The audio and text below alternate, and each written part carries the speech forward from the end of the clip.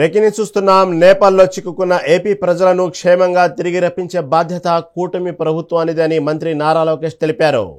CM Chandrababu ఆదేశాల మేరకు పరిస్థితిని నిరంతరం సమీక్షిస్తున్నట్లు చెప్పారు. నేపాల్లోని 12 ప్రాంతాల్లో 217 మంది తెలుగువారు చిక్కుకున్నారని, వారిలో 118 మంది మహిళలు, 98 మంది పురుషులు ఉన్నారని వెల్లడించారు. ఇవాళ మధ్యాహ్నం ఖాట్మండు నుంచి ప్రత్యేక విమానం ద్వారా వారిని రాష్ట్రానికి తరలిస్తామని, మిగిలిన వారిని రోడ్డు మార్గంలోనూ ఇతర మార్గాల్లోనూ సురక్షితంగా వెనక్కి తీసుకొస్తామని లోకేష్ వివరించారు. హోంమంత్రి అనిత, మంత్రి దుర్గేష్తో కలిసి పర్యవేక్షిస్తున్నట్లు మంత్రి లోకేష్ తెలిపారు.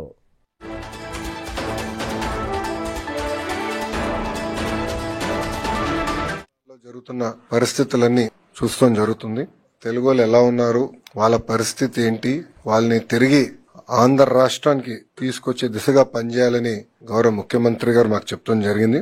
ఎవరైతే ఆ నంబర్ కు ఫోన్ చేశారో ఒక ట్రాకర్ మెయింటైన్ చేసి ప్రతి 2 గంటలు ఒకసారి వాళ్ళ పరిస్థితులు ఏంటి, ఫుడ్ గానీ, వాటర్ గానీ, పవర్ గానీ ఎన్ని ఉన్నాయా లేవా, ఏమైనా చేసేది ఉందని కూడా రియల్ టైం తెలుసుకుంటాం జరిగింది.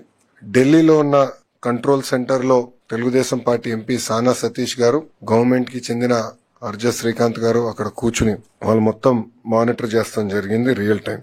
ఇప్పటికీ మా దగ్గరున్న సమాచారం మేరకు 217 మంది ఆంధ్రలో 12 లొకేషన్స్ లో, అంటే హోటల్స్ కానివ్వండి లేదంటే వేరే పట్టణాల్లో గానీ 12 లొకేషన్స్ లో వాళ్ళు ఉన్నారు. దీంట్లో సుమారుగా 173 మంది కఠ్మండూలో, 22 మంది పిటౌడాలో, 10 మంది పోఖ్రాలో, 12 మంది సిమికోట్ లో ఉన్నవారు. ఇది మేము టైం టు టైం మానిటర్ చేస్తున్నాం.